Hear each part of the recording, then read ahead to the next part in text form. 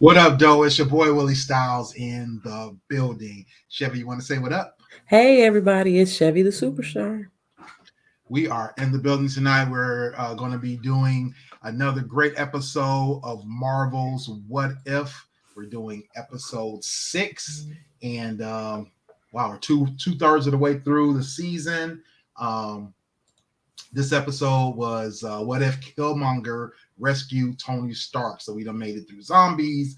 We done made it through Doctor Strange or Strange Supreme destroying the universe. We done had Hank Pym go nuts. Yeah, kill all the Avengers. Exactly, kill all the original Avengers. What was T'Challa as Star-Lord. Yes, that was an awesome episode. T'Challa as Star Lord.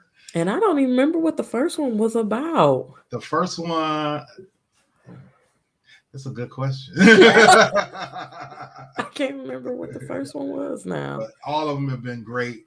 We've made it through several weeks of this, and we're closing in on the last 3 episodes. This episode 6 marked, I think, another great episode, especially because I don't know if this can be argued, but I would think that Killmonger is considered probably one of the best Marvel villains, especially because he's such a great villain. Oh yeah, Captain Carter. Yes. Oh yeah. Yeah, I don't know how we forgot that. Dang. Sorry to that woman. What if Captain Carter was the first Avenger? So yeah. We've got another episode that includes Killmonger, who I think the vast majority of people consider him one of the best Marvel villains in the MCU. And he did not disappoint. Yeah, right. Exactly. Definitely did not disappoint. Definitely one of the most unexpected stories and plots and twists.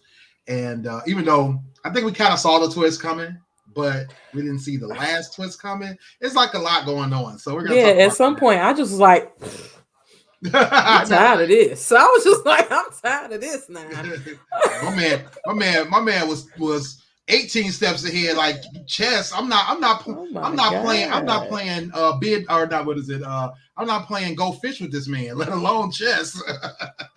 Because he think way too far ahead. If I can hold a grudge was a person, Jesus. Indeed. So definitely invoked a lot of emotion, invoked a lot of thoughts and people's opinions on this one. Clark said he thinks Killmonger is second to Thanos. I think for depth and for charisma, I would put Killmonger over Thanos, just because he's a much he had a little bit more depth than Thanos. Thanos had a lot of depth, but I think Killmonger had a little bit more, as well as he was for the people. Well, I think that they were able to tap into his depth more in the if we just speaking about from a movie standpoint, it wasn't about who Thanos was. It was about what he was trying to do. Exactly. Versus with Killmonger, they wanted to let you know why. Exactly. We got to watch his story evolve. Yeah. I mean, Thanos is just crazy. The mad titan, right? And I think that this episode of What If, it piggybacked and took advantage of what we already know about Killmonger from the Black Panther movie, and just built upon that, but added in parts of Iron Man 2, I think Iron Man 3 as well, especially Age of Ultron, and a little smidgen of Avengers 1. So there was a lot going on in this episode, while this episode was still only 26 minutes, 25 minutes, something like that. Yeah, they do feel long in the mud. Yeah, this one, like sometimes I stop and be like, dang, this only 30 minutes? Like, right. Because I wanted that one to be over. So I was really? Yes. That was a lot. I think it was very it felt like a lot, because it was so many things happening in so many scenes, or so many areas that they went to between, you know, going from the Kannar province to back to New York, out to Wakanda. You know, it was like so many places that they hit, and it made it more. And plus, it was, I think there was 2 montages, right? So there was but 2 also montages. I There feel was like it a was big villain battle, it was a small focused. battle. You know, huh? It was villain focused. Yeah, So in the other stories, it wasn't so much about what the bad guys was doing. You know what I'm saying? You knew, it's not like we was watching Hank Pym come up with these plans and having to watch them play out. This exactly. one felt like it was longer than a mug because I had to sit there and watch Killmonger be Killmonger for 30 minutes. And it was just like, oh my God, this is torture. Like, Oh, this is you the felt first. tortured? Yes, I felt like, geez Louise, can something happen? Can somebody learn? Can do anybody see him? What the hell? Like, I'm not saying it wasn't good, but I'm saying it gave was supposed to give because it's the first episode of What If since we've decided that all of these are parallel universes that don't interact with each Yeah, other, that I exactly. couldn't make myself let that be the thing.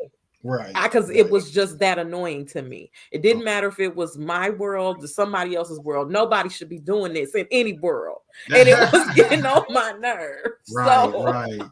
Yeah, like Clark said, they hit so many different things and made it feel more full, right?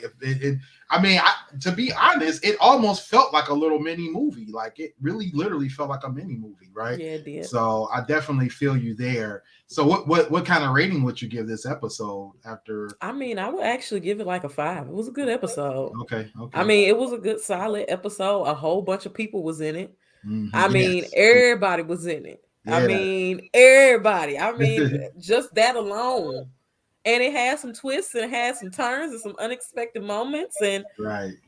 yeah, it was really good. I actually really liked it. It was just like, damn, man, this is a lot.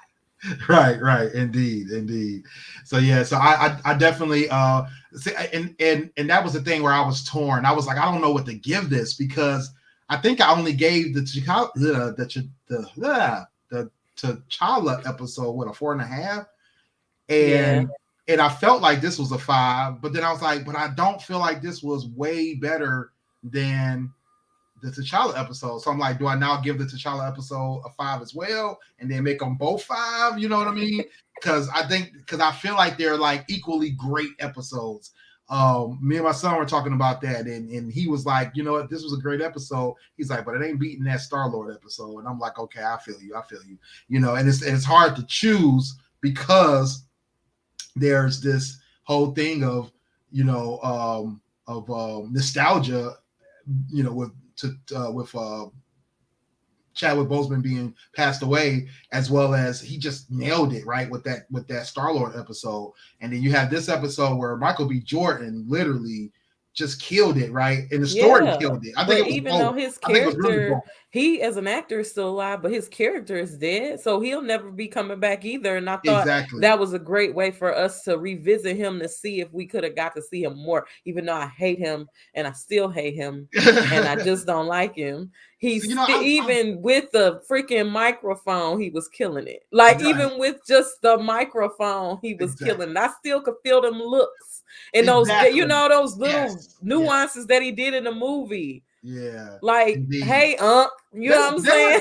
They were killing it with the animations too, the facial expressions, like you said, the vocal inflections that he was giving it. The I mean, I just, like you said, I just felt like this whole story was so complete and so beautiful, you know, so beautifully done in terms of how intricate it was, and like you said, how we got to revisit a different way of him accomplishing his goals, even more elaborate than he did in the Black Panther movie, as well as achieving what he really wanted and having no opposition at this point of being the Black Panther. So, you know, so yeah, I mean, at this point, I have to now revise my rating and give Star-Lord, What If T'Challa Became Star-Lord, give it a 5, and give What If Killmonger Saved Tony Stark and give it a 5 as well, because these, you know, both episodes were not equally the same, but they were equally great in terms of how great they were on their different sides of the spectrum. See what black men do?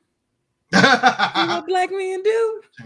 Hey, I gotta adapt. I gotta adapt. No, I'm just saying. I'm talking about you see what black men do. The actors. You see Oh, what the they actors. did? Oh, You see right, what right. they Oh, did? yeah. You see They what definitely will have they you. They definitely have you questioning. Like, man, like how am I doing this? So, but they definitely just amazing actors, and they definitely have done an amazing job at what they do. So, so yeah, let's get into this spoiler recap. Looks like everybody's in. We got Tan in there. We got Sunny. I was just on the show with Tan, doing the 8:00 show. So I've been working already tonight. I feel you. Appreciate I the invite, understand. Tan. Hey everybody. Hey everybody. Yeah, Sunny's on. Oh, dang, looks like Dame jumped in. What up? What up, Dame? Dame was like, I don't want to be in the comments. I want to be in the show. Dude, it's What up, yo? not working. Hey, what's up? It's your boy Dame here. No, Always trying to be me. Always trying to be me. So we're gonna do the spoiler recap. for today, right? No. No, not yet. Not yet. I haven't even had a chance to even I watched watch. it. It was good. Mine was interrupted. Marvel's What If episode 6. What if Killmonger saved Tony Stark? Just a quick question, Dane. What would you give the show? What would you give it a rating out of 5? 11 out of 10. 11 out of 10. Okay. You said it just blew you away. Dude, I liked it. It was like, man. Tan says she's never watched, but she agrees with the acting skills. Definitely check it out, Tan. Episode 2, Chevy? I think episode 2 was What If T'Challa becomes a Star-Lord. These are standalone episodes, standalone stories. If you have some knowledge of the Guardians of the Galaxy movies, make sure you can watch that to kind of give you a contrast as to what was happening. And in this episode 6 is What If Killmonger Saved Tony Stark. It's a mesh of Black Panther mixed with the Black Panther movie mixed with Iron Man's 1 and 2. So definitely check that out. Was it cool? Yeah. Or 1 and 3. I'm sorry, 1 and 3. 1 and 3. So yeah. And then this is the first What If that actually felt complete. It had a start and a finish, and they told all. You know what? I felt like the zombies episode was fairly complete because they had a start and a middle and an end. And that's how zombie stories end generally. Exactly. And it ended how most zombie stories end. It was very traditional. It gave us the how. Well, actually, it was even more new age, because we in the old sense, in the traditional sense, we never know why the zombies are zombies, right? We always start in the middle of a zombie story. Right. And we gotta figure it out. But we gotta figure it out. Either figure it out or we never know. Night of the Living Dead, we still don't know how those people came from. We still don't. You are so right. You are so right. That is such a good point. 20 years later. 20 years later, we're still waiting. You say it again? 20 years later, we're still waiting for. No, I think it's been 40 years, isn't it? Damn. Or 30 years. Something like that. Blew my mind. Yeah. Because I never, as many times I watched that movie, I never thought about that. Yeah, the fact that we still to this day don't know how them zombies came to be zombies. Army of the Dead, the recent one, we don't know how they became zombies. We know how the zombie apocalypse started. We don't know how the original zombie got there, so it's always right. But at least we got to know how it started, what happened, as well as how it started, where we are, and then how it's going to end. And it ends like all zombie movies. It always ends with some twist or some cliffhanger, rather, not even a twist, just a cliffhanger of the only problem I had with that was the talking head. Other than that, yeah, that was weird. That was weird.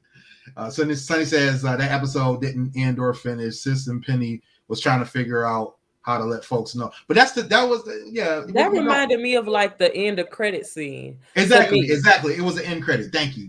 Exactly. It was just an end credit scene. So yeah, it was which has been funny because we haven't got one yet, right? We haven't got an actual end credit scene. And technically that wasn't, but that's what it felt like to me. That's what it felt like. You're 100% right. You're 100% right. So yeah, definitely it felt like that. And definitely, Tan, go watch it. Or you can watch us, if you're not really a big Marvel person, you can definitely watch us and we'll walk you through the story. So we're going to talk about episode 6 and give you a full rundown of what happened.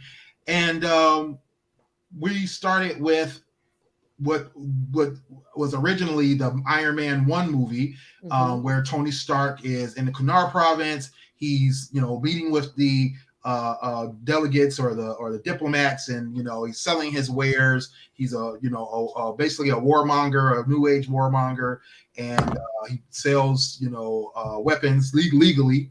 And he decides to go off with some soldiers to get. I think he was heading back to the airport or something like that. Yeah, Iron Man 1. Yeah, this is from Iron Man 1. So he gets ambushed. Same thing that happened in Iron Man 1, with the picture taking, don't throw up gang signs and all that kind of stuff.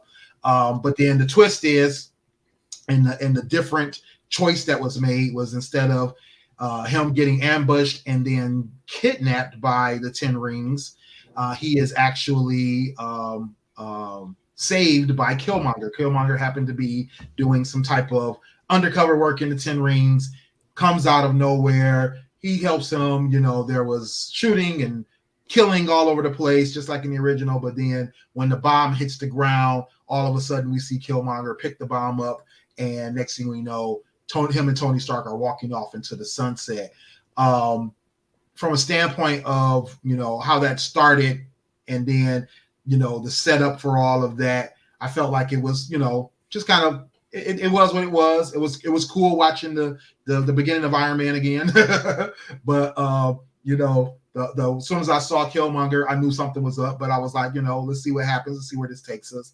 What did you guys think about that first couple of minutes? Well, I thought maybe that he caught him, maybe he wasn't all bad yet, because it's years before Black Panther. So I'm thinking maybe he not bad yet. Maybe he don't have an ulterior motive. Maybe he just conveniently so happened to be there and he's trying to be a good guy. I don't know. I was obviously hella wrong. You were giving him all the benefits of the doubt, weren't you? Dame, but how did you feel about introduction? I knew it was coming. For some reason, I just had this gut feeling like they're going to place everybody to their original character, and remembering Black Panther, how he just came off, what his goal was. Mm-hmm. He's going to continue his goal. So I kind of figured, along the show, I just want to see how it's going to play out. That was the biggest question, how his true motives is going to play out in this story. So it was pretty good. I liked it. That's why I like this. That's why I gave it an 11. Right, and I felt the same way. I didn't give him the benefit of the doubt, like Chevy, and I guess Sonny did as well. I also felt like I know he's still after his goal, but watching him save Tony Stark was confusing. Like, why is he saving Tony Stark? What's his new end game? How does this work? I couldn't see how point A got him to point B. I couldn't see it, right? Yeah, I will say that the beginning of the story was kind of perplexing because they didn't match as friends. And I kept thinking that he was going to, even though I wanted to be hopeful that he wasn't a bad guy, I kept saying, what is he going to do? So when they had the press conference and he kind of got up on the stage, said, oh, I know. And I saw what happened, and I was there for a reason, and I was there on purpose, and I did all of this. I'm like, oh, here he go. He's about to start killing everybody. But He didn't. And then it was like, okay, now, what are you doing? What are you trying? Because their friendship was mismatched, and everybody saw it, but Pepper saw it. Yeah. And not only Pepper. Well, other people saw it too. But even Pepper said, she was like, she's like, I know he's here for something, but only because she knows that most people are here for something. She was like, when Rhodey asked her, what do you think? And she was like, he said, what do you smell? And she said, nothing. That's the problem. It's like, how do you figure out what can't be figured out, right? That was what she was trying to figure out, and it made her more uneasy for the fact that she couldn't determine what, because like you said, there was no reason they should be friends. That friendship situation was a total mismatch. How this could develop into a friendship doesn't make sense. Mm-mm. As well as he's a billionaire, right? And it's like, what else do you want from a billionaire other than And also, to I get think something out of it? Killmonger is slightly racist. I think, Yeah, no doubt. Yeah, I mean, to be honest, yeah, exactly. Yeah. Exactly.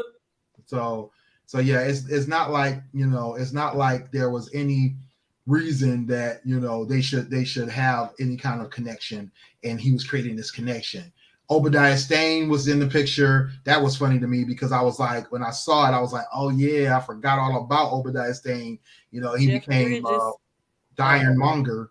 Oh, You forgot about the Baldwin brother? Wrong guy. I'm talking about the wrong guy. I'm talking about the guy standing behind him in this picture. That was Jeff Bridges. Yeah, he played Obadiah Stane. Yeah. Okay. Yeah, that's Obadiah Stane. Okay. And he became the Ironmonger at the end of Iron Man 1. But he was running game on Tony too. Right. So it was easy to trip him up without making it seem like he was the bad guy. Right, exactly. Like because he actually did have dirt on his hands. Right. So it made sense that he was able to quickly get into Tony's. Well, he already hadn't gotten into Tony's good graces, but he got into it further by being able to have even that, basically showing, hey, I got your back all the way around in life and business everywhere. We in this together, right? So I think that was the biggest thing, was like they had this bond slowly growing even further. But also another thing that's pivotal to me was the fact that without Tony being captured by the 10 rings, he still was like this party boy, butthole, rich kid, smart guy. And that's probably, to me, why it was easier for him to latch on to him and play him, because he didn't have no friends for real. And most of the people that he had was his friends he paid. You know what I'm saying? And this guy want to be around me and help me. And he ain't on my payroll technically, even though he ended up being on the payroll. Right. You know what I'm saying? And it just seemed like he was still very naive because he didn't go through that. And he also couldn't protect himself because he didn't go through that. Exactly. Go ahead, Dan. You know what kills me was how they had Happy a bigger role on this go around. Oh, yeah. He took over, how Killmonger took over Happy's spot that he was supposed to be in. But he took over everybody's spot. Yeah. Him and Pepper was supposed to be together by the third movie, and they weren't, because he stood in the way of that as well. He stood in the way of a lot of things that would have happened with Tony if he wasn't standing there. He was just a blocker in this whole movie. He was just You're right. Exactly. He blocking everything. Yep. Nope, you ain't having sex. Nope, you ain't even have friends. Nope, you ain't get Iron Man. Nope. I know, right? And that was the biggest thing to both of y'all point.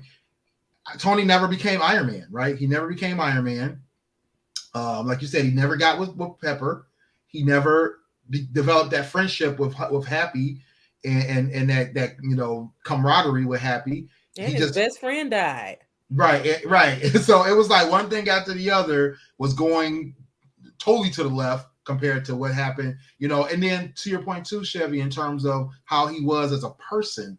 Tony Stark never went through that growth that he went through with the kidnapping. So instead of deciding he was never going to make weapons again, he decided, because of getting attacked, he just wanted to make bigger weapons. Correct. Kill harder and all the other stuff he was saying. So the biggest stick. I mean, he basically was doing what he did later on in Age of Ultron. Yeah, true. But he didn't have that spark behind him to do it for the right reasons. This time he was motivated by a different, by revenge. Mm-hmm.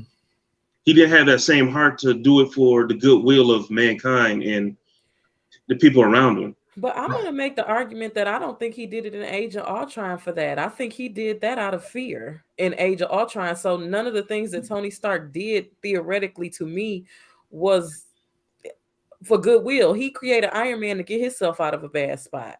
And it turned into something else in the process. Yeah, but he also lost somebody. He lost somebody that was good, that he thought, they was going to get out together. But that was thwarted by his sacrifice to help Iron Man, Tony, to get out the cave originally. Mm-hmm.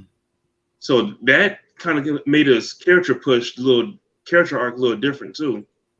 If he didn't lose that one person that helped him out to save his life, I think it would have been totally different. I think you would have still seen this cartoon version of Tony Stark on the screen versus what we got in the theater. Right. Yeah, I mean, I think in terms of character arc, a lot of so much changed. He never got to where he should have been.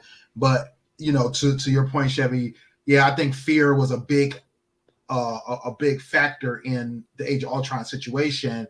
But I think the fear was still a relevant piece of his humanity, where he felt like he had to find a way to protect the people that he loved or the people that was close to him, and as well as the planet, because he feared what the worst would be, right? I agree. But I believe that's what he basically said in this too.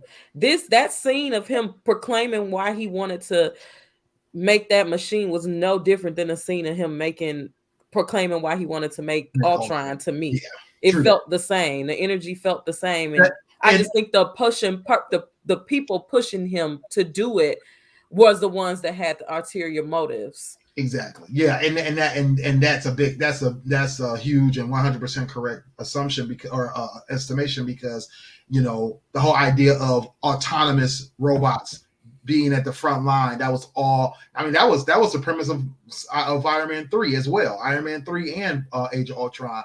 He built all those Mark 8 bots to do that. And then in Age of Ultron, he wanted even bigger, kill harder, right? It just got there quicker because he had somebody that was telling him, yeah, let's do that, versus, hey, Tony, I don't think that's such a good idea. Like, they let him do it when he was absolutely at the point of like, okay, y'all, look, we got it, because I don't want to die. I think we're going to die. Something about to happen. These people that came out the sky, we got to do this now. We got to do this now. Versus Iron Man 1 versus, Avengers. You know what I'm saying? So I think that he just had the right one that let him do that right off the bat, because what else was he going to do? He wasn't trying to be a man in a suit. That wasn't even a thought in his head. Yeah, no, I mean, it wasn't a thing, right? At this point, it wasn't a thing. They didn't even have an arc reactor. Like he thought of it slightly, but then he was like, "Oh, that's a stupid idea." Right. They look right. They look right at it. They look like they about to kiss in that picture. I hope they were not about to kiss. And that's why she was looking so mad. Right. So yeah, so like you said, after the whole press conference and the bar scene, they head over to the lab. They start talking about what's next, and that's like you said, when Killmonger tells them, "Hey, I got this doctoral thesis. I want to be able to take the soldier out of the fight and let the robots take care of it." Blah blah blah. And Tony Stark is all with it. Like you said, that influence pushed him to that goal faster than the life situations that slowly incremented him to that with the Iron Man 2, Iron Man 3, and the Age of Ultron situation. So they talk about the robots and what they need to do, what they need to put together. We go through the montage of them building the robot. I thought it was funny that he actually did the fight training with the robot in order to teach the robots how to fight. And then the other funny thing was when he was looking at the specs and figured out that the robots look like Gundam. Oh yeah, that was funny. I was like, anime people are gonna get a kick out of that. Oh yeah, indeed. I was one. When I saw it, I was like, "Oh, wait a minute, that's a Gundam wing."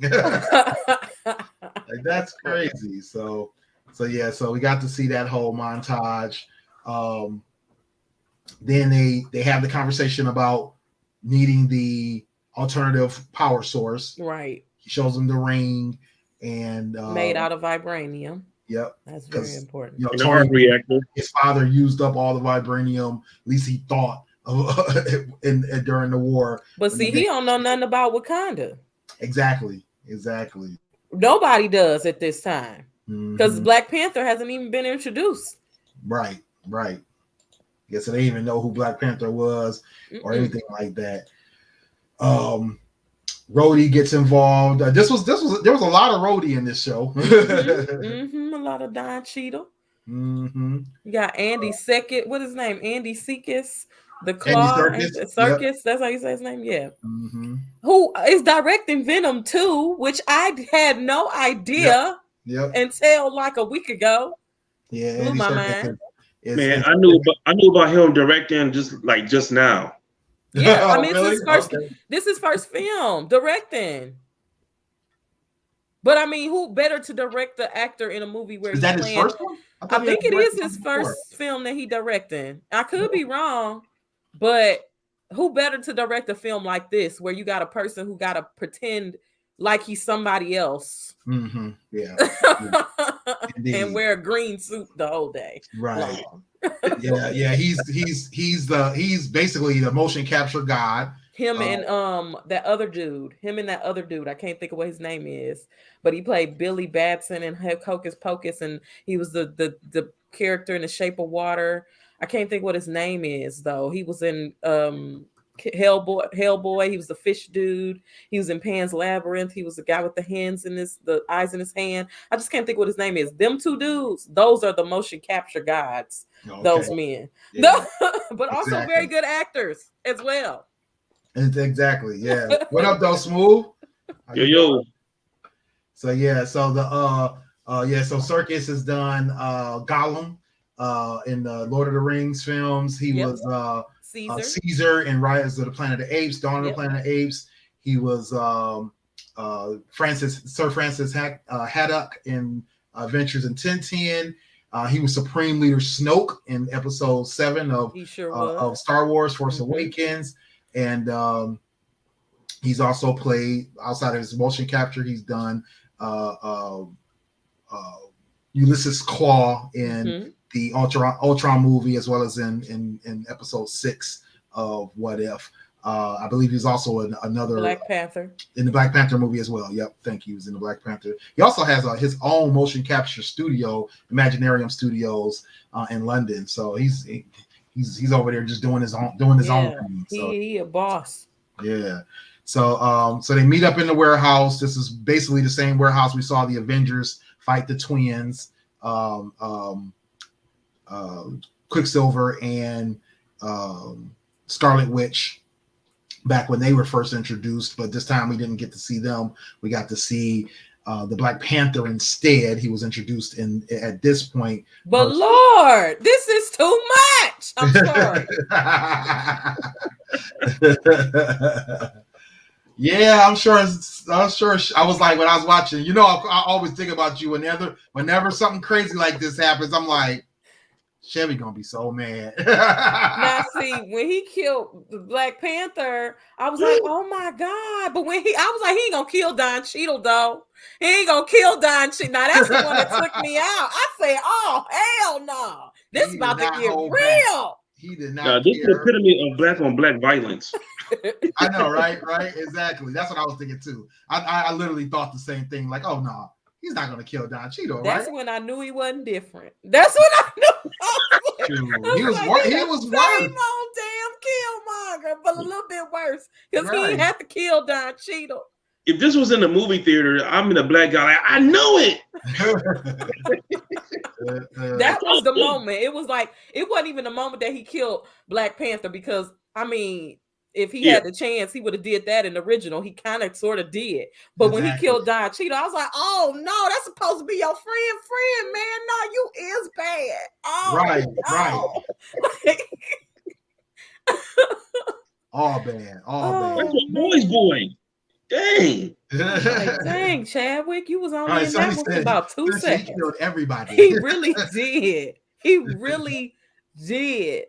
At this moment, I was like, okay, let me get myself together, because now I see what y'all trying to do here. You're right. But you also called it. You said this series is very dark, much more darker than the movies and the other TV shows.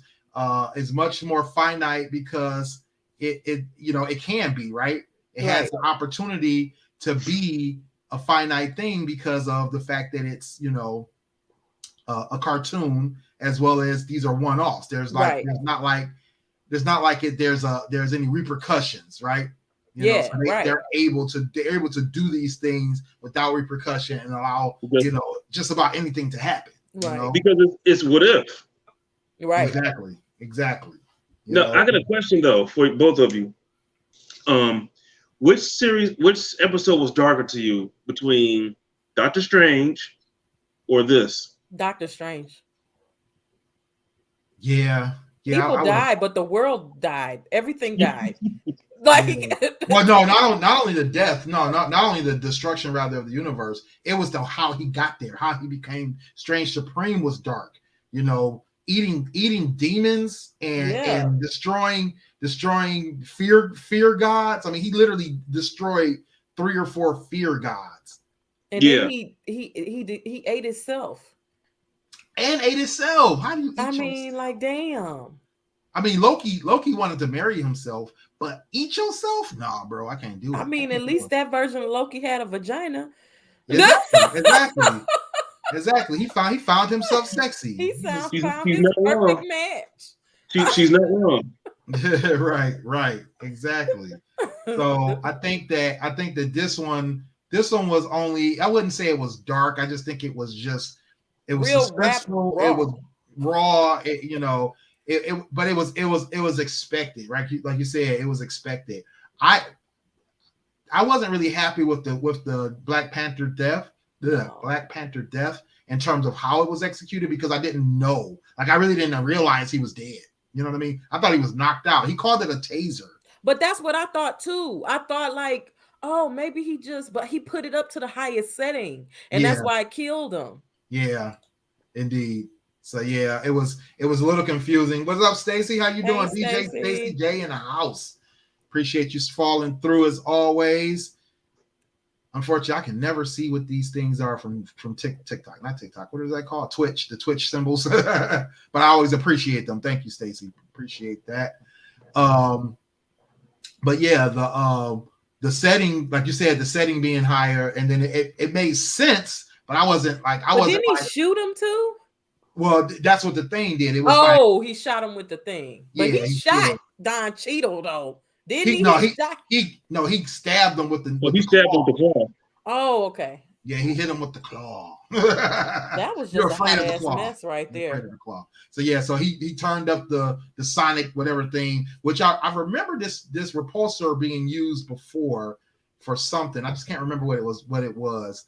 And but it didn't. I don't think they killed somebody with it, but they used it on some people, and it was like driving them crazy. So no, part 1. Oh no, I'm sorry, wrong movie. I'm sorry. No, I was thinking about the amplifier they use in part 1 to disable the what's the name? Obadiah. When he went overseas. Oh, in Iron Man 1? Okay. Yeah.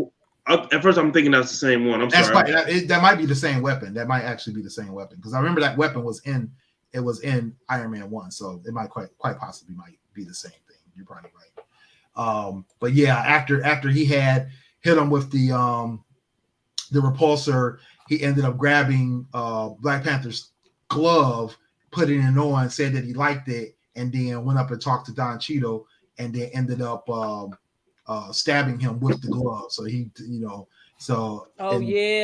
had no, Don Cheadle had no armor on. He didn't even have a bulletproof vest on. So he was able to stab him in the chest. Yeah. And so then he set him up where he, made it look like Black Panther killed him or stabbed him, and then he shot Black Panther. And that's when he called War to Wakanda. Exactly. Because they didn't even know what Wakanda was. Yeah, exactly. They barely even knew what that was all about, right? So I don't know. It's just like, if you get all the information from someone you don't know, that when they came in the fold, everything went awry. Would you believe everything they said? I mean, that's why Shuri was already skeptical, because she knew it couldn't have been, it couldn't have been that way, right? It makes no sense. Right. Like, how does that even make sense, right? Right. He telling you everything. It's all coincidence. Yeah, he telling you everything. Mm-hmm. Everything. But Shuri, her facial expressions reminded me of like the little Sim kids on the Sims when they get mad and stuff. Like what yeah, like every time she's making a facial expression, right, expect her to be straight up what's they call it, gibberish. Yeah, like just stomping around, man. Like right. Yeah, but I had forgotten that Killmonger and Claw were in cahoots in Black Panther. So I forgot that too, because Claw wasn't around for very long. Right, at all. He was there and then I forgot he wasn't there. Exactly. And then they had the funerals. They ended up basically setting up the plot that it was Tony Stark's group versus the Wakandans, and everybody was upset, and they wanted because like I said, I didn't even realize he was dead until I saw this scene where they were taking his casket. I'm like, wait a minute, he dead? Like, when did that happen? Like, I'm so confused. Then I was like, I guess, like, I wasn't convinced. I was so confused. And then, that's when Tony and Killmonger get together. Or Killmonger comes back home, talks to Tony, lets him know, like, hey, I got the spear. Let's do this. And then he's like, no, wait a minute, No, Tony, I know a little bit more than you think. I know a little bit more than you think. He's like, you think I'm stupid? I'm the smartest man in the world. Jarvis saw everything, right? And I'm like, boy, what you gonna do? You can't fight. I was thinking the same thing. I was like, wait a minute. You are not Iron Man, bro. You are just Tony Stark right now. So unless drunken Tony Stark. But I will say this. I will say that this is when I realized that even though Killmonger came into his life and stifled him in other areas of his life, he did teach him the value of friendship. And this is when you saw that enact, like that happen. Like, okay, I want to get vengeance, but instead of doing it like he would have done it if he was an Avenger, he did it like how he wanted to do it when he found out his parents died. Yeah. So, but he did show that, like, okay, party is over. I see you for who you really are. And I feel kind of how he felt when he found out his parents died, because he trusted this person and they've been lying to him the whole time. And they've actually hurt people that actually cared about him. Yes, indeed. But he was dumb for confronting him. Yeah. Well, not only just confront, like, I understand confronting him. I understand bringing in the robot. I understand shutting down everything. But to stay, no, bro, I would have got out of that room. I've been observing from somewhere else. And I would have called the po-po. Like, me and Jarvis would have been in a different room. Right, exactly. And I would have called police, like, yeah, they're locked in this little room. Like, I was not going to be in that room while you fight this robot. I don't care. I don't care who I thought was going in. Like, why did he have a fail-safe in place that if he was in the room, he was recording everything that took place in the room, and if he did in fact get killed, why didn't he have Jarvis send that live feed video to everybody who cared about him in the news and all the media outlets? Right. Yeah, indeed. That was he Tony Stark, but not. Yeah, he just didn't think that far ahead, I mean, Shuri was able to get to it. I don't know how she got to it, other than maybe she just undeleted the file or whatever. But unless he really did send it somewhere or stored it somewhere and just didn't think about, like, hey, I should share this wide versus sharing it local. So, but you know what? That also might have something to do with his arrogance as well, because he is still arrogant, and maybe he thought that the robot that he built was good enough to take him down, and he didn't need any help. Exactly. Yeah. Definitely that. So yeah, I think the arrogance is a big deal. Go ahead, Dan. What were you saying? Oh, that was it. Okay. So yeah, after he defeats the robot, after Killmonger defeats the robot, Tony is, shocked. I mean, because to your point, he just knew things are going to go differently, So Killmonger shoots him, throws the arrow or the spear and impales him. But see, I didn't know that Tony was dead. I thought he had threw it at his shoulder. I was confused on that scene about that, because maybe I just didn't want to think this man was out here killing people like this. I took it as one of those things where because when he did the shove in, I was like, okay, he basically finished him off. Like it did look shoulder-ish, but it was down in here. So I was like, okay, that's a lung. You puncture somebody's lung, they're gonna have a hard time breathing, and then you finish the job. You probably pretty much ripped their lung apart, and now he's basically just gonna bleed out. So yeah. I just kind of put 2 and 2 together on that one.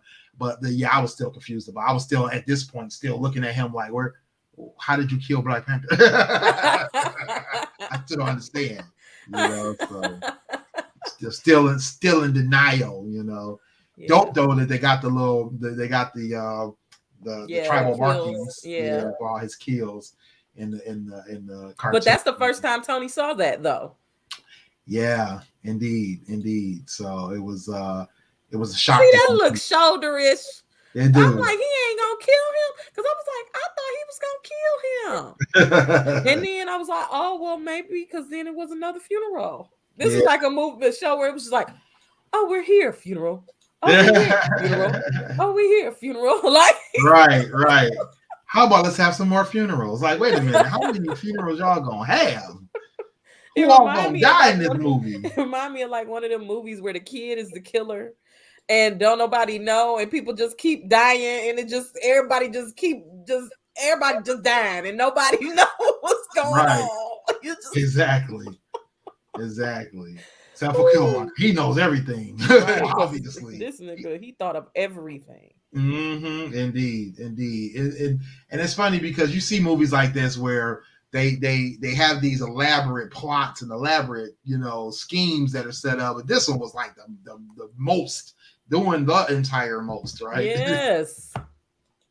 But I feel like in the Black Panther movie, he was doing the entire most. Like, they your family. If you know where they live, just go cuss their ass out. Why you gotta do all of this? I've been the good old just cussing them motherfuckers and out. Get your little piece. And get your little piece and go sit your butt down. Right. Yeah, like, Auntie, my daddy, my uncle treated my daddy wrong. No, just go up to the house. You got the marking on your lip. Just walk up to the door, ring up the doorbell. You know everything already. He want to take everything down. Just like, why you gotta go? They family. Why you gotta go through all that? Right, exactly. Jeez. Exactly. Like, you the first secret nephew. You is not the first secret nephew in a Black family, sir. I promise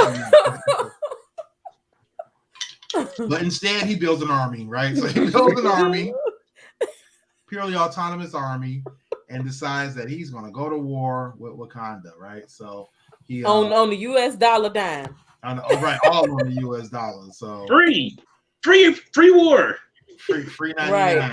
Gotta love free 99. He goes and he meets with Killmonger, He meets with Claw, kills Claw. So whoa, that blew me too when he killed Claw. He shot that man in the face. You're right in the face. Needed an entryway. He needed a way in. Yeah. Well, he did that. He did that in the movie too, right? He shot Claw, took him out, and then used his body as a ticket to get back into Wakanda, as well as his lip situation. But it also gave him the cover that he needed, So I think that they kind of played that basically the same way. Everybody was Wakanda, I was just like, cut the fucking malarkey, man. This is some bullshit, man. He done killed about everybody in America, and now he want to come to Wakanda on this BS. Where is the cameras? Where's the CCTV? What is going on? Like, right. So John Kanai came back as Prince T'Chaka, and King T'Chaka. Yeah, he came back as King T'Chaka. And, he was all just enthralled and happy to see his nephew after knowing that he had left him for dead, killing his father and leaving him for dead. And in Oakland. Say again? I said in Oakland. Oh, in Oakland. Right. In Oakland, of all places. Of all places. Mm-hmm. You couldn't leave him in Beverly Hills, huh? Not at all. Let him be the Fresh Prince of Bel-Air. I mean, come on. Can't leave him with the white family out there, dude. Can't leave him right. So not that killer. So Killmonger tells them all about the situation with the robots. convinces them that he's going to help them out. You know, Shuri, like I said, Shuri wasn't having it. She wasn't making all them them Sims faces. You're right. But but Angela Bassett wasn't paying either. She wasn't having it either. Yeah, she seemed kind of skeptical too. Like she knew what was up. She knew something was going on. But T'Chaka was just being so nice to him. And I'm just like, man, he being so nice to this man. Mm-hmm. And at some point you would think, even now, I was still saying, well, maybe he gonna let it go. Right. Maybe he gonna let it go, move on. They were so welcoming and so kind to him when he got there. Maybe he just gonna let it go. Right, exactly. That's what I was thinking too. At that point, I was thinking that. I was like, they just being so nice and so open with him, and nobody besides Shuri is giving him any pushback. So I was like, maybe he'll see the light, do it a different way. I thought that all the way up until the end of the episode. Never happened. No, I've seen this one coming because come on, he saw his uncle kill his father. It had to be some type of something had to come from this because I didn't see after this part. I didn't see that coming, but this I did see. Yeah. But his uncle his daddy was up to no good. Yeah, but you killed his father. You killed my father, son. He didn't do it on purpose. He didn't do it on purpose. He had what he thought was good intentions. But he didn't kill him on purpose. He stabbed him by mistake. It's the claws. He wanted all the stabs. He was stabbing everything and everybody. Did not care. He did not care. So the robots come. He got the secret code to get them locked out. Right. You know what I'm saying? He got every answer for every question and every problem and every solution. It just seemed. Can you imagine being a king of a black domed village that is on top of one of the. See, this is how we got put in slavery because he just came over there and said, "Hey, man, I can help y'all, man. I'm your cousin, man. Come with me, man." That's how we got on them damn slave ships. We're going on a boat ride. Guess what I got? I got a boat. That's how we got on them damn slave ships. They would pay to some of the black people that they was cool with, and they say, okay, because every slave didn't get on slave ship because white people put them there. Some of our people turned on each other. You know what I'm saying? I couldn't imagine being the king. And so my nephew who I know I killed his damn daddy. I know I left him and abandoned him. I know I did all of this. So if I'm thinking about how I would feel if I came back, I would not be happy. And he got every answer for every problem that I never even knew was going to happen or never even thought about. And I'm just going to believe every goddamn word he said. Yeah, that is a stretch. He was giving him all the benefits of the doubt. And you got a good point. I never thought about it like that. The fact that you know what you did. Like, we know what you did last summer. So act accordingly, right? Right. Act accordingly. The reason why they was giving him a little leeway because they captured somebody who was stealing from him all the vibranium. They thought he was trustworthy because they brought their top what's they call terrorists to them. So I know you get some leeway, but you don't get all that leeway to lead them. You don't get all that leeway. That wasn't even leeway. That was free reign.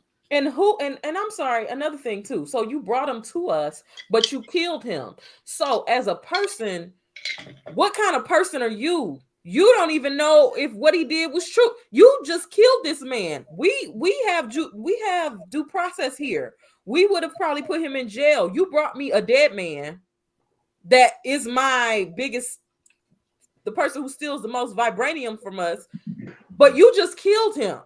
Right. What if this wouldn't have gotten you in here? You know what I'm saying? Now you're walking around with a dead man on your shoulder. Right. So what kind of person are you? Right. Yeah, facts. My only thing was with this part was that Angela Bassett's character, the Queen, she led the army, but in the movie she didn't do that. But he even mentioned she was a general in the Dora Milaje. But it was years after. This is years before because Shuri is only like 8 or 9 years old. Facts. So she was still, like yeah, 16, 17 talking, in the Black Panther movie. Yeah, so you're talking 7, 8 years earlier in the timeline. So yeah, so she might have still been doing her thing. Okay. Yeah. Good points. Good point, Chevy. Good point. And that Funko Pop gonna be cold. I don't like it, but hey, that's a good response, though. I mean, hey, I loved it. She was kicking behind. She was out there really doing her thing. I was excited. You know, I love Angela Bassett, so seeing her do any of that kind of stuff was gonna be exciting to me. Oh, so you must watch 911? Oh, did you? Oh, did y'all watch the first episode? Yeah. The new season or the new season? No, I haven't seen the Oh, it's going down. It's going down. See, I gotta catch up. Don't tell me. I gotta catch up. Oh, it's going down. Spoiler alert. Hey, spoiler alert. Right. So, me and Chevy about to do our own recap show now. General Ramonda leads the way. General Okoye is with her too. Okoye, rather. I'm sorry. And so that was dope getting to hear the voices of Denai Guerrero and Angela Bassett in there. Like I said, John Kanai was there. We didn't get Letitia for Shuri. I don't know who played her in this one. Which I was thinking because of the fact that she was younger. That's probably why they different person as well, as it might have been scheduling problems anyway because she's working on Black Panther 2 filming as well. So speaking of Black Panther 2, you know what part I hated in this little war scene that really bothered me is when they started losing and Killmonger jumped on that horse or whatever and was like, Wakanda forever! And then he just kept saying it over and over again.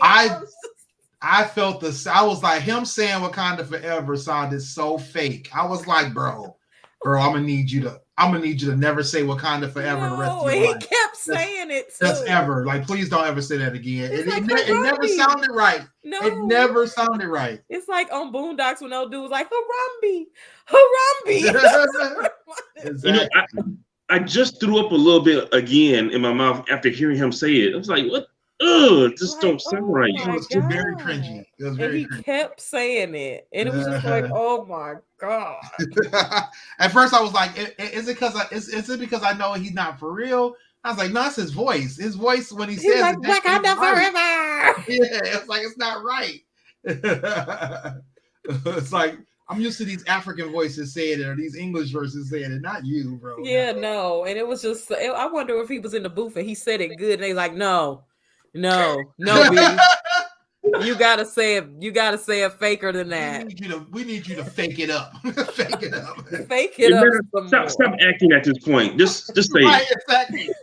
Like you know what, Michael. We need you to what's your middle name? B, whatever B stands for. B the B in your middle name. Don't be Michael B. We just need you to be Brandon. Be Brandon when you say it. No, be Mike Jordan. Be the bald-headed guy. Ooh, man, I felt the same way. That was cringy. It was very cringy. It was so cringy. Oh my gosh. So after the fun though, what got me cracking up though was when the robots came back up after they had shut down and he was like hit the button and then all of a sudden he was like, you know what? I think Tony Stark must have had a backup transmitter. And then Siri was like, why the hell would he have a backup transmitter? He was like, yeah, Tony Stark, he's a real villain. I was just standing there like, y'all don't see that damn thing in his hands. Like, exactly. Come on, bro. Like, this is by that point, I was just like, this is just ridiculous. And I am not a part of this anymore. Like, I just don't want to even bear witness to this bullshit because like y'all gotta be kidding me. He's right? literally manipulating the whole world right from there, right in front of them. Like, are you fucking serious? I was ringing a bell on the bus. I'm like, I gotta get off. I gotta get off this stop right here. This is right. Right. He's like, I gotta get off. This is my stop. This is where I get off. I'll give you a sign. I'm gonna give you a sign when I'm ready to get off. My stop way back there, dude. I'm walking. I think you passed my. I think because that's definitely where I wanted to get off on this ride. Like, Lord, this is crazy, y'all. Yeah, Shuri wasn't buying it. She wasn't happy. But he jumped out there, right? He jumped out there and Wakanda forever. Which I thought, or which I know for a fact is what made them feel more confident in him, right? Right. Like, now, at that point, when he saved Okoye, I was like, damn it, they ain't never gonna figure him out now. Exactly. You saw Ramonda's face. She was like, oh, because she was giving him the side eye that whole fight. Exactly, the whole time until he did that, and she was like, oh wait, he really in here. He really in here risking his life.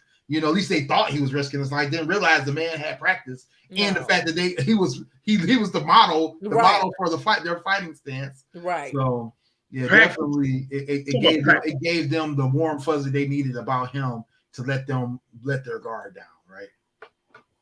Ooh wee. Yeah. So the fight itself was dope.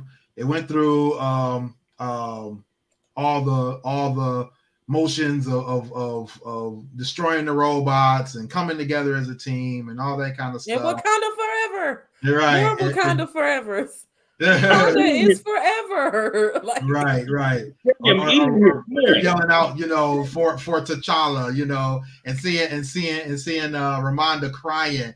That almost kind of touched me. I was like, okay. It wasn't my normal Marvel emotional moment, but it was still kind of touching, especially when the teardrop came down. And I rarely ever feel any kind of emotion about a cartoon. So I thought they did a good job there. Not a great job, but they did a good job there, making it believable. The what they call it, the confidence that they gained in him was the biggest thing, right? They were like, hey, this man is really on our team.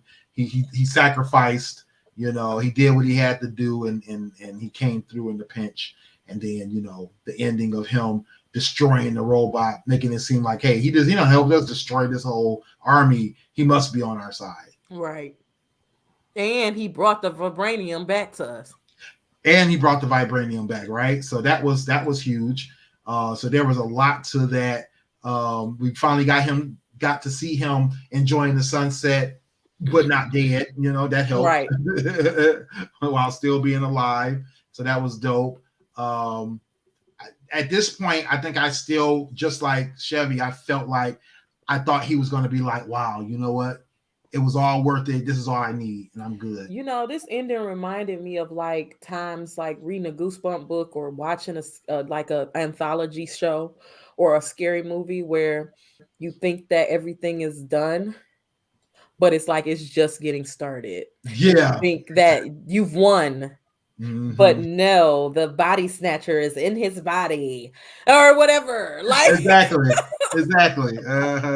Because when I saw the next scene, I was like, oh, hell no. I know, right? Did not expect that. I was definitely, I kind of, as soon as I saw this is what gave it away for me. As soon as I saw that facial expression, I was like, oh, I was like, oh no, he is literally smiling. He's literally still plotting. I'm like, he is still plotting. What the hell? I pledge he might as well just had his fingers crossed behind his back. Exactly. I said, oh my God, this boy. I'm like, maybe he gonna see the sunset and he gonna get over it. When he kneeled down and did that, I was like, oh my God. Like, it's a wrap. It's literally a wrap. This man is about to become the next Black Panther. And sure enough, he got exactly what he wanted. I was like, oh my God. But they gave him the power. What did y'all think about the twist of him meeting T'Challa instead of his father? That was interesting. I thought it was going to be another chance for him to be better. I kept trying to say this man going to get over himself. Yeah. I kept trying to say, like, maybe talking to the man he killed for no apparent damn reason would help him to let go. But he said, okay, I'll see you. You'll learn. Or you won't. But you will. But you will. One way or another, cousin. Yeah, that got intense. I said, ooh. Right. Right. Ooh. Exactly. Oh, they about to fight in the afterlife. Can't That's wait. what I thought. I thought they was about to have a little, a little with Shy. Exactly. I thought he was gonna choke him out in the astral plane. Right. Like, how did you get your? They'd be like, he been asleep for a little while there. But see, moments like that in this episode make you like talking about it now. I can see why you didn't want to put it at a 5, but moments like that make you forget about the Wakanda forever. Yeah. And not knowing if he killed Tony Stark or killed Black Panther. You know what I'm saying? Right. Because those moments were so minuscule, because you got moments like this where they took the time to say, not only are we going to show him getting, they didn't say we're going to show him as Black Panther. They said we're going to take you back to the process of him becoming Black Panther. And then he interacts with T'Challa. Mind blown. Right. What twist? Yeah, I didn't even think they were gonna do that at all. Like I didn't even think about that at all. Like, oh, he's gonna have to go face T'Challa in the afterlife. Like I didn't even think about it. Like, yeah, because he was the last Black Panther, right? Exactly. Because they see the last Black Panther, right? Right. Exactly. So T'Challa went back and saw his dad. Now Killmonger saw his dad in the movie when he became the Black Panther, but it was a whole different situation, right? It wasn't a Black Panther before him that died. It was he went and saw who he wanted to see or who he needed to see, right? So it was a different situation. But yeah, T'Challa was the last Black Panther. He had to go meet the last Black Panther first, right? But it's crazy when you think about that. Like, what is the purpose of that journey? Other than a personal journey for yourself, because him having that conversation with T'Challa did nothing for his moral fiber. Yeah. It did nothing for him. But that was the thing, is that you're supposed to be this great warrior, this prince, this servant to the people of Wakanda, and you're supposed to go to the astral plane and get that enlightenment from the ancestors and have them, the last ancestor tell you, hey, this is what you need to know. This is how you should embrace this, and give you the pep talk. But because of what he did, he had to face his demons versus facing right. the future. And I mean, you wonder, like, we'll never know, because I don't think they would ever revisit this. But I mean, eventually that is going to wear on him, pretending, because he is going to start to care for them people. And that is going to, make him, whatever version of enlightenment he had by the end of the Black Panther movie, right? He's going to eventually reach that point again. It's just, what will you lose in the process of that because of what you gained by doing the things you did? Right. Yeah, Sonny said he didn't care what he did, and said he was or he didn't care what he was saying to him. Rather, he didn't care what he was saying to him, because he knew he was doing wrong, but he didn't care. He got what he wanted. He's even said it. He's like, hey, I had to do what I had to do to get what I wanted out of this situation. Now he's going to take his powers as the Black Panther and do his own thing. He's going to take all these weapons and take it to the people, but he's convinced King T'Chaka to do that, right? He doesn't even have to take it away from the people this time. He's convinced royalty to take care of it, and now he's a part of the plan versus being against the whole plan. So right. Yeah. So then we get our end credit scene, our pseudo end credit scene where Shuri shows up in Pepper Potts' office and gives her the evidence that she needs to know that she was in fact right about everything. Exactly. And he was definitely involved in that. She definitely has oh no, you good, Sonny. I got to figure it out. I figured it out. So yeah, and then like you said, this is kind of our end plot, our end twist rather, of okay, so somebody was watching, somebody did figure it out. Tony did leave some evidence behind, and now we have the opportunity to see this, fold a different way if they revisit it, like you said, if they revisit it. Right, but this is a storyline that they could revisit that would actually be feasible. Like some of these storylines ain't feasible for them to revisit. Yeah, like the Loki one. Like that one, that's not feasible. It's too much they would have to put into that. Yeah, but this would be an easy one for them to revisit and pick back up. And plus, there's a whole bunch of other Avengers and all of that kind of stuff that hasn't even been tapped into. Right. I mean, they were limiting this first season to specifically the Infinity War era stories, as well as trying to limit the number of movies they touched, so that way they have more to touch on next season when they do What If season 2. So, it's gonna be a season 2. There is a season 2. They have been set up for season 2, so we will be seeing that next year, where they'll tackle the rest of Infinity Saga as well as Phase 4. Sonny said they can possibly even start the new Black Panther 2 with this premise. Now, Black Panther 2, I think that they've already said that T'Challa's not dead, but then again, we don't know, right? We don't know.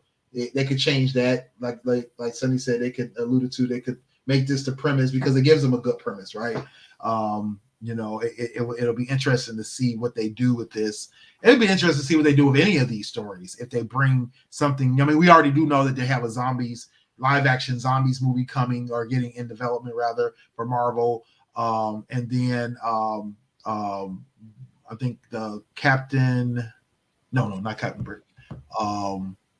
There's something else that we're going to see coming out of this. I can't remember what it was, but yeah, there's a couple things that we do know for sure are coming out of What If and going to happen in the live action MCU. So it'll be interesting to see how that works out. Yeah. Sonny said it would make sense of how Sis became the next Black Panther. So that was episode 6. Great episode. We all agreed it was right up there with the T'Challa episode.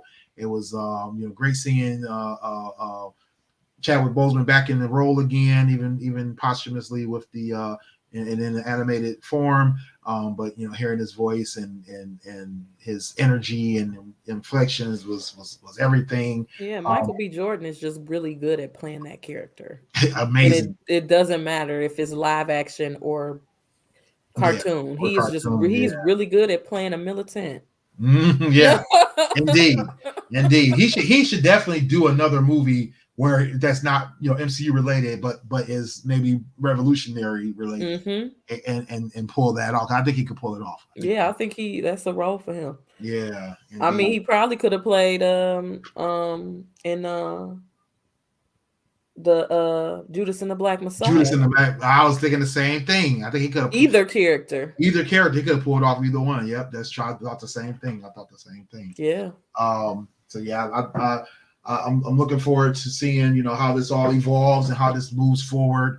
If they revisit some of these stories. The one thing I noticed though, it finally hit me, is every character that is played by, with the exception of Don Cheadle, and I think that's it. With the exception of Don Cheadle, every character played by the original actor looks exactly like the original actor. Mm-hmm. Every character that is played by an alternative actor does not. That's what. Okay. So the Black Widow. Yep, Black Widow, Shuri. Pepper Potts, Shuri. Who else? What is it? I thought Pepper was played by Gwyneth Paltrow. That sounds like Gwyneth Paltrow. If you know what, I was asking a couple people and they agree with me. That did not sound like Gwyneth Paltrow to me. But I was watching recap videos and a couple of them said, "Oh, she did an awesome job, getting Gwyneth Paltrow's voice right." I'm like, really? Like, I did not think that was her, or did not think that was her voice. Like, that did not sound like her to me. Right now, let's see if they're gonna tell me. Oh, it sure wasn't. No, it was a woman called Beth Hoyt. Yeah. Wow, she did sound like Gwyneth Paltrow. I didn't think she sounded like her at all. I was like, she was one of the worst ones to me. I was like, she murdered. And then Shuri was like definitely not spot on, but she was. Mm-hmm. I felt like she was a good alternative voice for what I thought Shuri could have been. Right? It wasn't Letitia's voice, but it was definitely a good voice. Tony Stark spot on. Like, yeah, he did a good job. I didn't even understand like how that was not Robert Downey Jr. I didn't. Yeah, he did a good job. I knew it wasn't him, but he did do a good job. Yeah. Like if you really, this episode really, I mean not this episode because I think this was first. But shit, this is the most we got to see Tony Stark. Yeah. And actually talk. The other time he talked the most was in the episode, the 5-day episode, but he was only in there for like 10 seconds. This is the longest we got to hear him talk for real, to even pay attention. So in this episode, we really got to hear him talk for an extended period of time, and I felt like I could just about tell the difference now. Like, okay, I was like, okay, now I can tell the difference, because I couldn't tell the difference on the first episode he was on, and then the beginning of this episode, I was having a hard time. I was like, man, like this guy, he's like literally Robert Downey Jr.'s junior, that voice. Yeah. And then what's his name? Who else was played well? I think everybody else played. Rogers, Steve Rogers, the guy that played his voice. Oh, got it spot on. He got it spot on too. Well, the guy who played Peter Parker, he didn't get it straight on, but I just like how he played him. Yeah, no, yeah, that guy did a great job playing Peter Parker and Spider-Man. But definitely he didn't have the voice. He didn't have the voice, and he was definitely. But he sounded how I would think a cartoon version of Peter Parker would sound. Should sound, especially a younger Peter Parker. Yeah. Even though he didn't look as young as I thought he should have looked compared to like a Tom Holland, but I thought he was like the just about the right age, and his voice, had a good match up to that. So I thought there was and like you said, the energy he gave it 110%. Yes, indeed he gave the energy that we needed out of a Spider-Man, especially because Spider-Man is traditionally young, traditionally a jokester or class clown style kind of dude, positive thinker, yeah, exactly. So I think they did a great job with that. Did Benedict play himself? Yep. Okay, I thought so, because it looked like him. So yeah, I thought so. Wong played himself. Yep. Tilda Swinton played herself. So yeah. So it was a little nuance that I finally figured out 6 episodes in. I was like, oh, if they're not played by the original character, they don't look like the original character. Got it. Okay, so I finally figured that out. What else did I figure out? I didn't figure this out, but I finally, because I thought something was up with his outfit. Never picked up in the during the movies that Michael B. Jordan's costume for Killmonger is based on Vegeta. It's literally a play on Vegeta's costume from Dragon Ball Super. The long lost family member coming. So I was that blew my mind, because I was like, oh yeah, so that's why it looks like that, and why it looks so familiar. Like I couldn't put my finger on it, and I was like, okay, there's got to be something. And sure enough, it was the fact that his costume is directly based on. Oh yeah, because that's funny, because that's what the line was when it was a Gundam. He was like, that looks like a Gundam. He was like, I know what a Gundam is. I like anime. Exactly.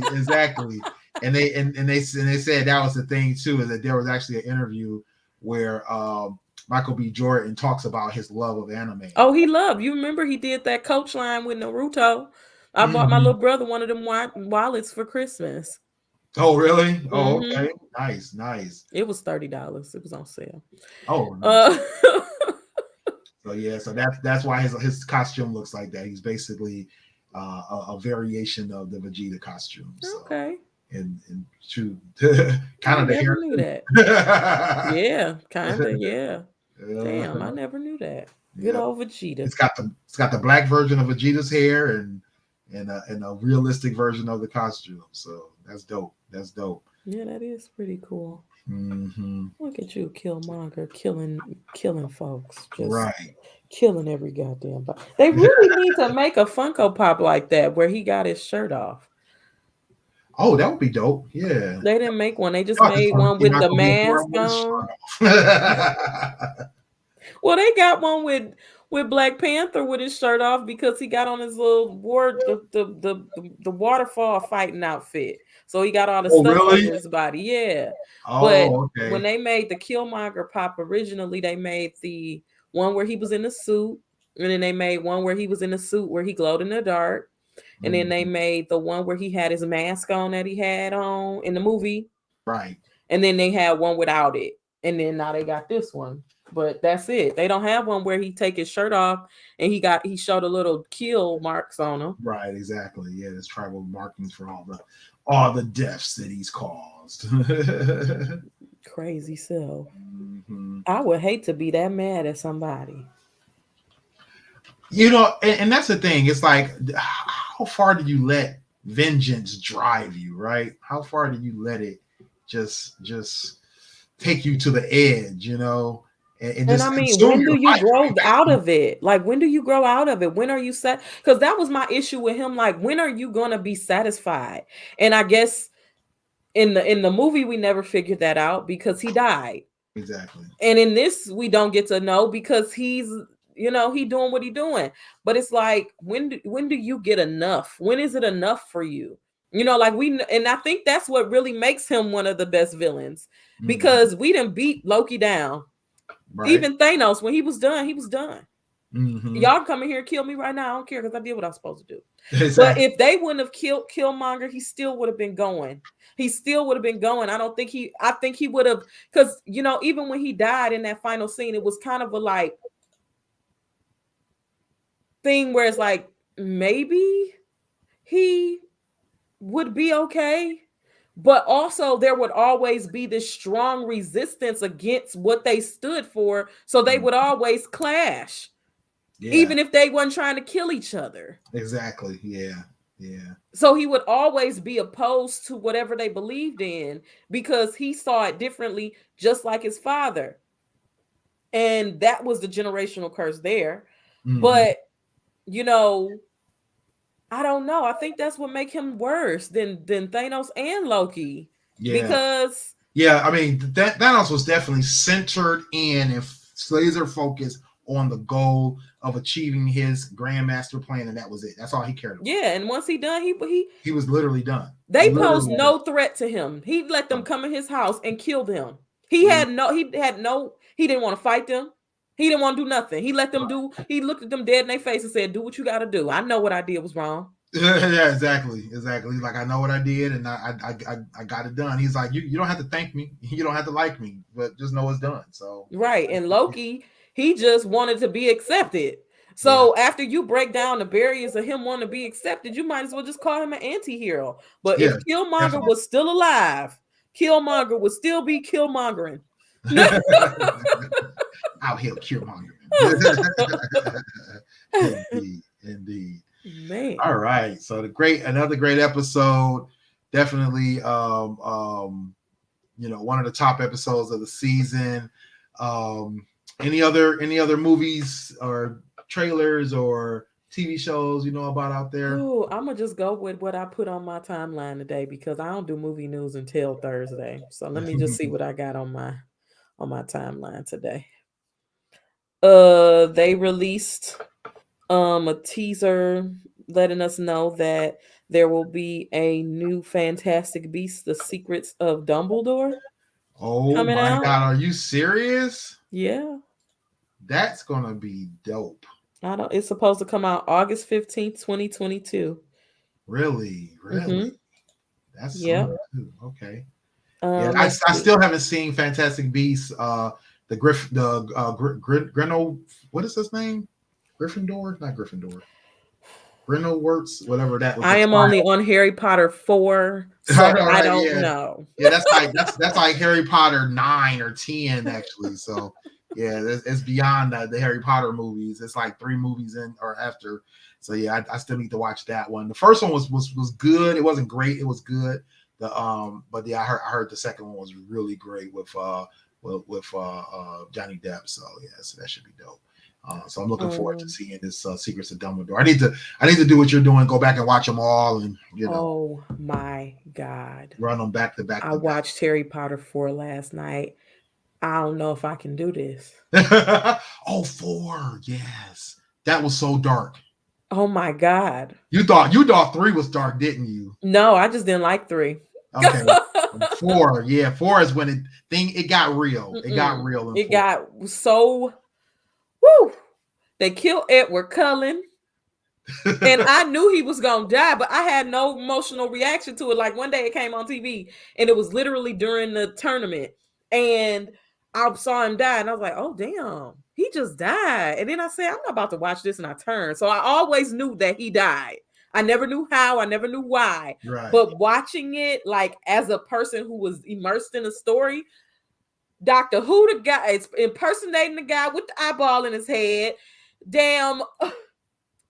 Cedric is dead. Voldemort is back.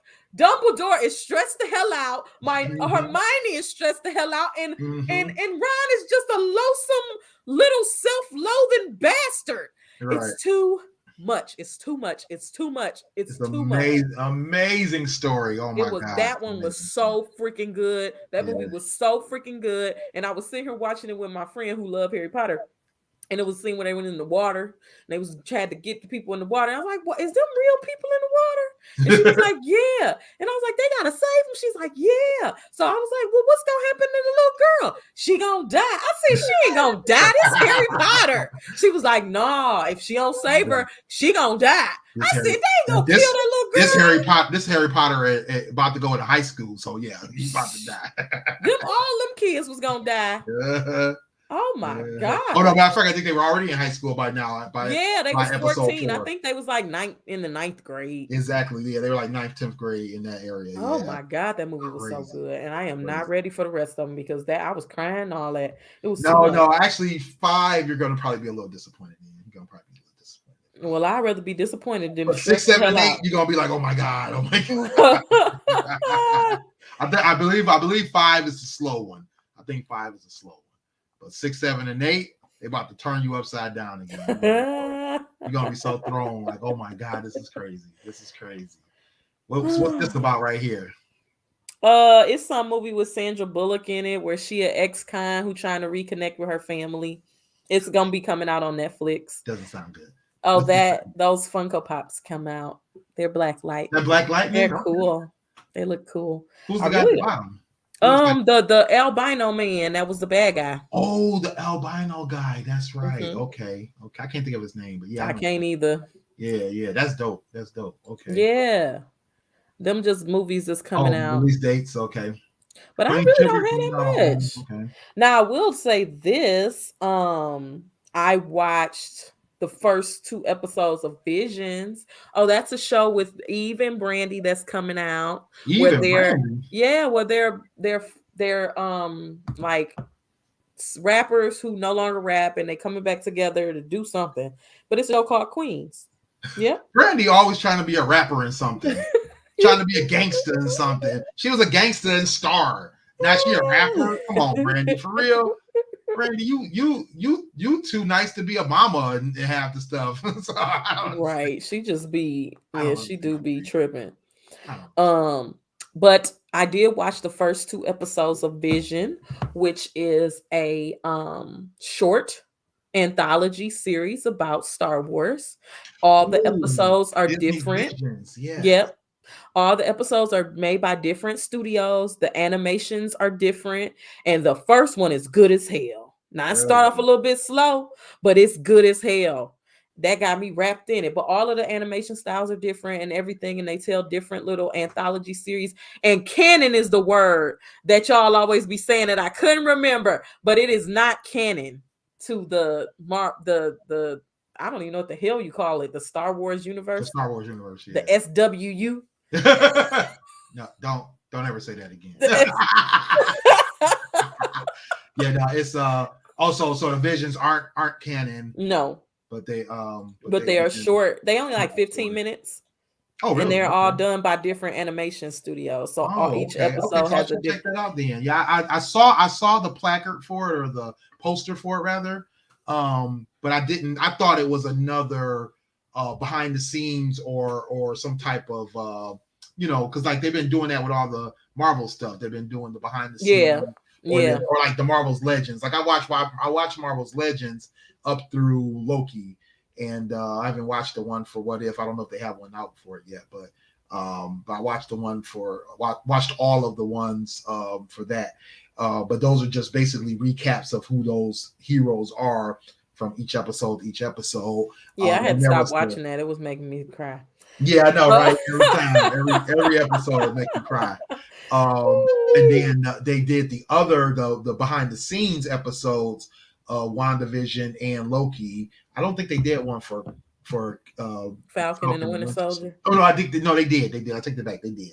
They did one for all of them. So yeah, I started watching this because it's got 100% on Rotten Tomatoes. So I said, 100%, really? Mm-hmm. Interesting. Okay. Oh, Shang-Chi comes to Disney Plus on November 12th. Already? Okay. Cool. Cool. And also Jungle Cruise. And some other things too. But yeah, I still gotta watch Jungle Cruise. Jungle Cruise was on. It was so good. Premier Access, right? Yes. Yeah. But just wait till November 12th.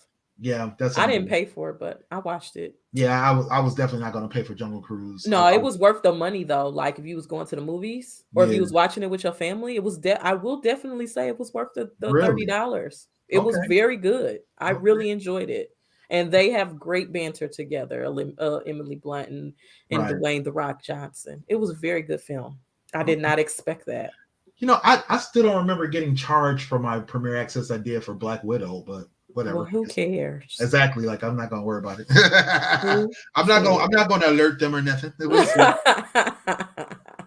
Then again, I might have made a mistake and ordered it on the wrong account. So who knows? Oh yeah, that could be too. That could be the case. There's two different accounts that because that was a weird thing. Like I'm logged in to my Disney Plus on somebody else's cable, and it depends on where you do the Premier Access is where they charge you at. So sorry, whoever that is. You might have got charged $30. Who knows? But I would definitely say take a look at this. The episode's only 15 minutes. That first episode was really good. It's taking me a minute to get into the second one because of the anime. Because it's such a, when you watch shows like that, you really got to be mentally prepared because one story. Like with those anthology series, like I Love Robots or whatever it's called. That's not Love, Death, and Robots. That's it. I love Death and Robots. Because it's like it's very daunting. So you go from one story that might be happy and fun, and then you go to another story that might be dark, and the animation style may be different. So you got to be like, okay, I got to pay attention to this because it's going to be a totally different vibe. But I will say this, if they are a pivotal voice actor in a Star Wars movie or show, from what I'm gathering, the actor is playing their voice because Boba Fett is playing his voice in there. So, oh really? Yep. Oh, okay. That's cool. The beautiful thing about Disney Plus, man. You can get stuff you would never thought. You never would have thought. Never would have thought you'd get, including a Marvel movie that was in theaters and was at the #1 spot 3 weeks in a row to be coming out for me to watch every day if I want to in less than November 12th? Like, right, yeah, exactly. I watched it twice. I went to the movies twice to see it. So see Shang-Chi. So yeah, I think it was it was definitely worth it seeing it twice. But I mean, 3 weeks in a row. Yeah, 3 weeks in a row, #1. That's huge. That's only cementing Black Widow or Scarlett Johansson's point about her lawsuit. So yeah. And it also, I think it's also speaking to putting actors in the roles that they should play. Yeah. And not marginalizing these actors and these characters, because this movie is not only doing numbers because it's really good. It's really good because it's authentic. Yes. It's just like why Black Panther did well. It was authentic. Exactly. The people who wanted to see those people went to see those people. Exactly. They showed up and showed out just like we showed up and showed out. Right. Exactly. And these are some screenshots from Love, Death, and Robots. I love that show. This is I only seen one episode of it. It was the one with Michael B. Jordan in it. Oh, you saw that one? Yeah, that's a good one. Devin showed it to me. Yeah, that was a really good one. That one is messed up. I didn't realize. I didn't know. I wasn't expecting him to be in one, and I just started watching maybe a couple of months ago. I watched like the first 3 or 4 episodes, taking a break, and then I jumped back into it the other day. I watched like 3 episodes in a row one night. But that show weekend. remind me of Black Mirror because it's also Yeah. be a lot of big actors in Black Mirror, like when John Hamm was in it randomly, and Right. different people. Like John Hamm's episode was really good actually too. But yeah, that's what that show reminded me of, like a shorter version of like Black Mirror. Yeah, when I first saw it, I was this is the one that I really loved. It was with these little robots. I was like, oh, finally some robots that were like actually like the main characters, because most of the time the robots weren't the main characters. They were like kind of like supplemental characters in the film, or in the short stories rather. But the what they call it, I forgot the name of this episode. It was basically 3 different robots that they might have been called the 3 robots, and they were kind of basically going on a tour and learning about humankind, learning about how the anthropology of human life and all that kind of stuff. And after some kind of fallout, nuclear fall, or not nuclear fallout, turns out it wasn't nuclear fallout, but but it was dope. It's a dope episode. It was funny. Most of these episodes are grim, and they basically touch on some kind of human complex or human issue, but it's in a futuristic or post apocalyptic setting, and then you basically learn something afterwards. So so yeah, definitely check out Love, Death, and Robots. It's on Netflix, I believe. So so hard keeping up with these shows and where they are. Well, let them know where they can find your show. Well, you can find me tomorrow on my channel, Chevy the Superstar, and we will be discussing the 4th movie. I don't even know how to say it. It's the 4th part. Is that how y'all say it? I don't even know how we say it. 4th movie. It's not the 4th part. It's a sequel. Okay. A sequel, yeah. All right. Okay. So I will be discussing Harry Potter and the Goblet of Fire tomorrow. Me and Toya will be discussing the Harry Potter film, getting ready for Halloween at 8 p.m. So come see me tomorrow.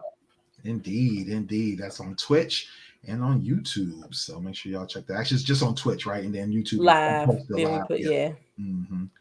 All right. Cool.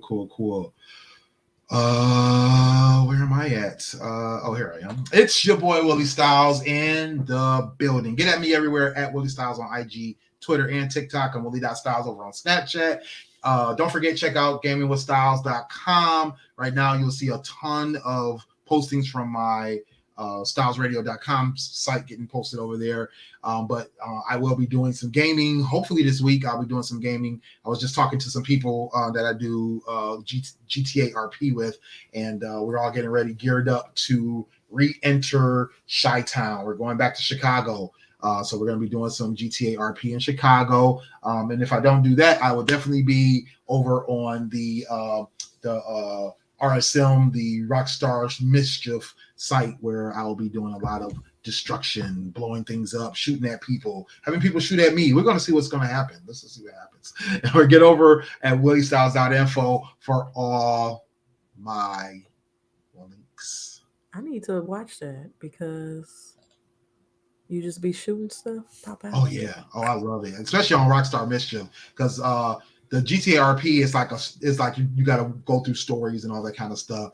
But with the Rockstar Mischief, it's just literally mischief. Like I drive around, I find stuff to shoot at, and then people just happen to show up, and so I shoot at them. And then we find different guns and weapons to shoot at each other and blow things up, and get into crazy gang fights and all that kind of stuff. I mean, I literally was in the middle of a gang fight where people were shooting at me, and then 2 people came at me with knives, and we had a knife fight in the middle of a gun battle. So it was crazy.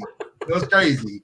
And then all of a sudden, somebody shoots a rocket at us and kills us all. It was wild. I mean, I love it. I just be on there cracking up to see all the different varieties of ways people will find to kill you. So yeah, it's fun. It's fun. So yeah, that's on gamingwithstyles.com or over on Facebook Gaming at facebook.gg/AskWillieStyles. So that is our show for the night, folks. Make sure y'all check us out. Hit us up on our socials. Follow, like, subscribe. Follow, like, subscribe. Yes. Get at us. We are here every Wednesday, 9 p.m. But check us out on all our other shows. I got like 4 or 5 shows. I'm all over the place. So until next week, thanks again, Chevy. Appreciate you. Appreciate the commenters. Appreciate you, Dame, for showing up. And we'll see y'all next week. Yes.